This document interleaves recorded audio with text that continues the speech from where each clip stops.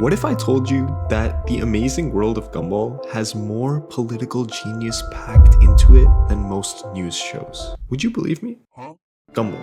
Yeah, that Gumball might secretly be one of the smartest critiques of modern society ever animated. Beneath the absurd comedy and wild visuals, it's quietly critiquing power, politics, and the way we live.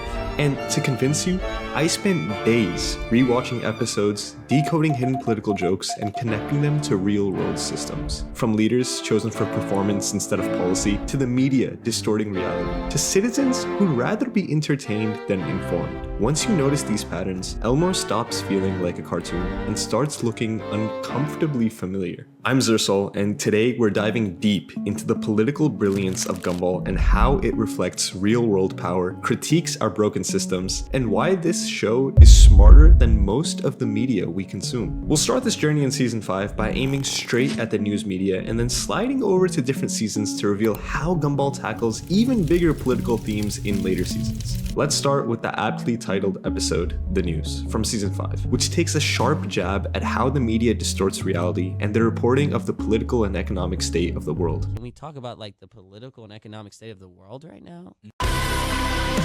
Right out of the gate, the show mocks the bombastic, overproduced intros typical of cable news, rampant with dramatic music and flashy graphics. From whence we meet Kip Schlababingo, Bango Bongo Bish Bash Bosh, who starts by reporting on a robbery in Elmore and then editorializing it, warning viewers that the town is no longer safe, despite offering no evidence. Dramatic events today in downtown Elmore as police sent their finest officers to tackle a robbery which took place in broad daylight.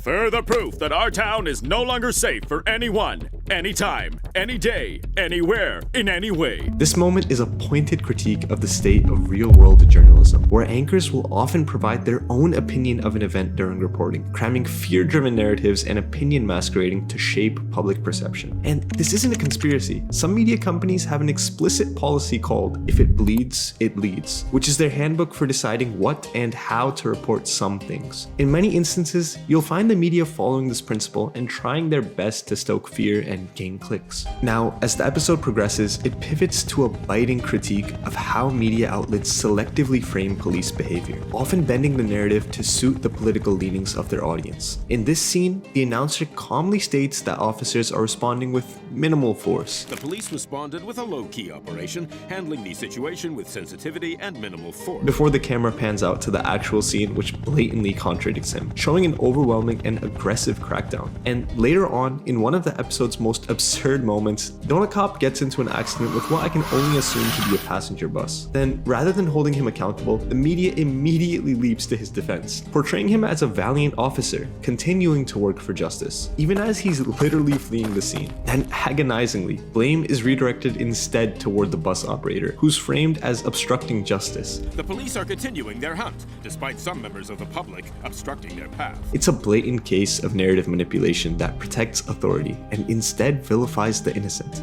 These portions of the episode directly parody real-world media and expose how language can be weaponized to sanitize reality, depending on who's watching and what they're meant to believe. It's a masterclass in how satire can reveal uncomfortable truths. We've seen this kind of narrative distortion time and time again, where the same event is framed radically different, depending on the outlet's ideological slant. Facts get filtered, softened, or sensationalized, and opinion bleeds into what's supposed to be objective reporting. And just for extra credit, while I was researching this episode, I found this clip, also from Season 5, from The Heist, where taxpayer dollars are being allocated wastefully by the police. Much like we left. Why not build the actual roadblock? What would be the point in spending all that taxpayer money building the model if we're not even gonna use it? From which Larry attempts change by stating he won't pay his taxes in protest of the wasteful spending. Then I'm not gonna pay my taxes. Yeah, you can guess how that ended. Really, boys? Now, returning to the news episode, I want to highlight one final moment that aged a little bit too well, especially given the current economic Political and economic state of the world right now? It's this segment where the show turns its lens on the economy, using exaggerated graphics and plummeting numbers to paint a picture of total collapse. We have some good news and some bad news. The bad news is that stock markets have fallen, but the good news is that these graphs will tell you all about it in the form of a song. And yes, it plays into the trope of media sensationalism we've been talking about, but it's also a pointed jab at the absurdity of modern markets and the politicians who use them as a yardstick. The implication is clear. As the numbers dive, so does public morale. The more chaotic the economy becomes, the more nihilistic the tone of the coverage, and by extension, the public's outlook. Gumball exposes the intent behind the media. It shows us how fear is manufactured, how authority is protected, and how truth gets buried under spectacle. The show's brilliance lies in how it turns this ridiculousness into revelation. And now that Gumball has exposed one of the players in this political game, let's move on to part 2. On the previous note of the markets, let's check out The Wonderfully Weird World of Gumball, the newest season released just over a month ago. If you haven't seen my breakdown of it yet, save it right here and check it out, right after I've fully convinced you of this video's thesis. Oh, and if you're saving that video, would you mind saving my channel and tapping those like and subscribe buttons? Now, back to scheduled programming. In the episode The Assistant, there's a casual but deliberate nod to market manipulation and insider trading. Oh, you know, some insider trading, a little market manipulation, nothing out the norm. And now your family won't need you to look after them. And I don't believe this to have been added in pointlessly, especially given the current economic climate. Recently, markets swing wildly in response to orchestrated events, only to rebound in ways that benefit those with privileged access. Every dip and surge seems less like natural fluctuation and more like a rigged game, with insiders cashing in while the public scrambles to keep up. It's not just a company, it's actually an individual. And he made $2.5 billion today, and he made 900 million. That's not bad, because he's in financial. And consider the wave of legislation aimed at curbing these abuses, or the proliferation of apps and trackers that expose politicians engaging in suspicious trades. 113 members of Congress made trades of more than 706 million shares last year. So much so that now there's a hugely popular social media account named Nancy Pelosi's Stock Tracker.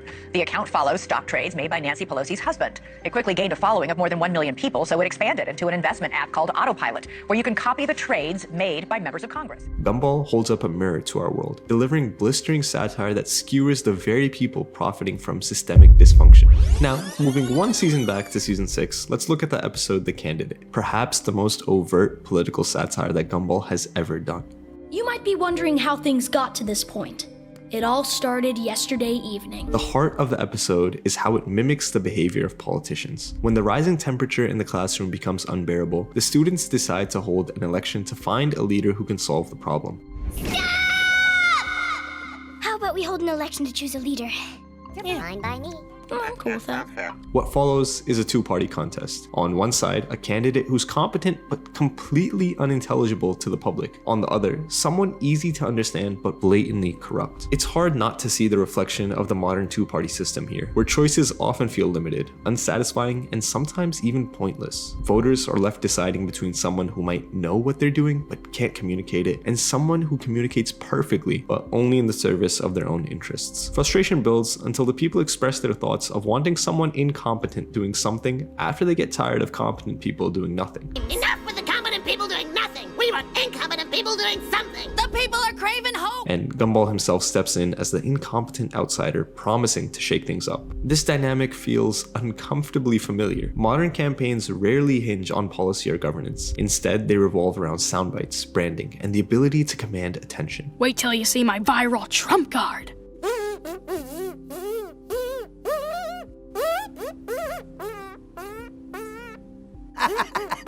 Gets my vote. Elections aren't about answering the question, what will you do for us? But about proving how well you can perform on stage. The contest becomes less about leadership and more about marketing. What makes the candidate so effective is how it strips away the illusion that elections are rational contests of ideas. Instead, it presents them as what they often are: popularity contests where truth is flexible and voters are treated less like citizens and more like consumers. And when you compare that spectacle to our own campaigns, the satire starts to blur with reality. Today, a candidate can rise on a viral clip, dominate news cycles by stoking outrage, or build entire platforms around memes. Last month, New York City mayoral candidate Zohran Mamdani turned social media momentum into a primary win.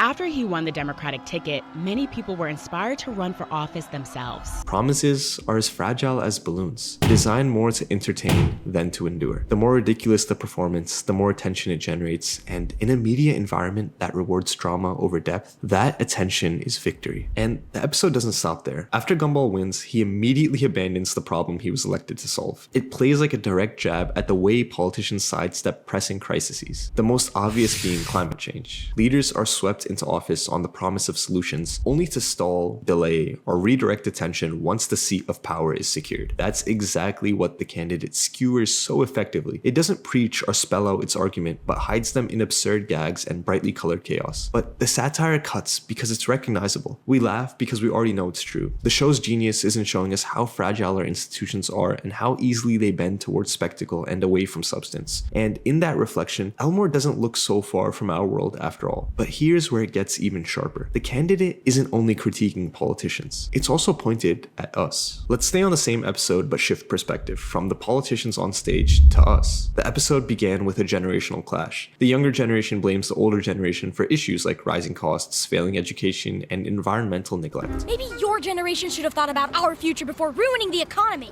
And the environment. And the education system. And ruining ChatSnap by following their kids. Not related, but I think it should be said. Assailed by these accusations, Richard explains how hard they had it and then highlights how in $3 he bought a house, started a family, and then put the last $2 in a savings account, which is so obviously a direct critique of boomers and the denial of systemic privilege. You think we had it easy? When I finished high school, all I had was $3 in my pocket. So what did I do? I bought a house, a car, and started a family. And the other $2 went into my savings. After that bit, the satire deepens. When it comes time to divide the food, Tobias insists 90% should go to him, justified by a math textbook conveniently funded by his wealthy family. Okay, I'd like to point out that as my parents paid for half of this fundraiser, 90% of that cookie belongs to me. That's not how math works. Check your textbook.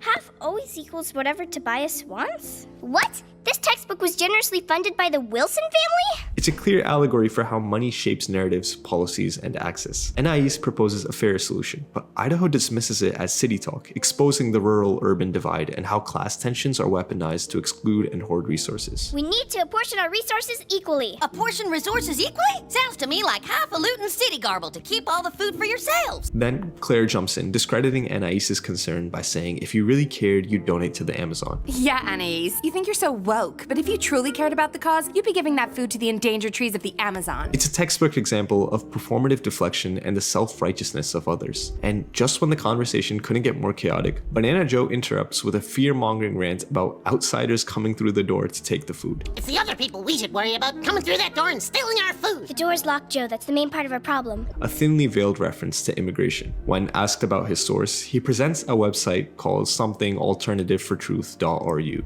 Not according to my sources. And where are you getting your information from? www.neckbeardfroggalternativetruth.ru. The .ru being a domain identifier for Russia, a not-so-subtle jab at foreign disinformation and conspiracy echo chambers. And then, Banana Joe justifies his actions by saying he isn't a sheep that can get manipulated by the media. I'm too clever to let myself get manipulated by the lamestream media. A direct jab at free thinkerism. The episode then devolves into anarchy, from whence the students try to hold an election.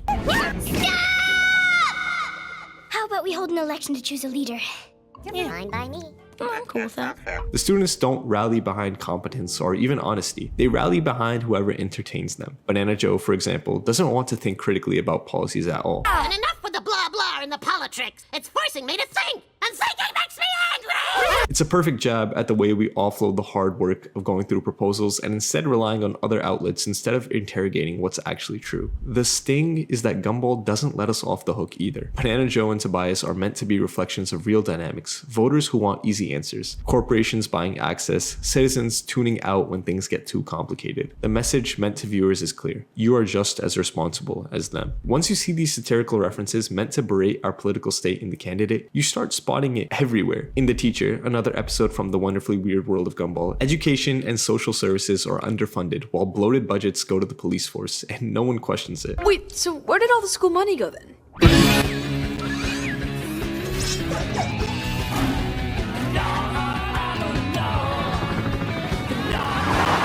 Or look at the burger, also from the new season. On the surface, it's a silly obsession with fast food. However, underneath it all, it's a pointed metaphor for consumerism and how people will rally passionately around empty products and how corporations do their best to take advantage of that. Even the bumpkin takes the satire inward, making fun of society as a whole. It pokes fun at the 9-to-5 grind, urban-rural divide, and the endless movements promising escape, whether through unplugging or retreating into nature. And ending with the best from season 5, Carmen calls out Gumball's flaws until he's spirals into chasing the moral high ground, even training on Rambler in the martial arts of the social justice warrior. The parody cuts two ways. It shows us how moral superiority can be as destructive as ignorance, and how masking selfish motives as activism undermines real causes. It's not just about Gumball, it's about us, our online debates, and how easily progress gets lost in the noise. Throughout these episodes, Gumball constructs a layered critique of modern life, where politics, media, and consumer culture blur into one absurd spectacle. It's dissecting the entire system with surgical satire. It's political satire taken to the extreme, one that uses satire to expose the truths we've normalized. The Amazing World of Gumball proves that oftentimes the most razor-sharp political commentary is wrapped in chaos and color. Beneath the surrealism lies a show that's unafraid to dissect power, media, and the systems we live under. So, did you catch these layers before, or do you think I'm reading too far into it? Drop a comment and let me know which episode hits hardest for you. Thanks for watching, and if you're ready to keep the binge going, check out these other videos. They're the perfect follow-up if you want to see how the new season builds on everything we just explored.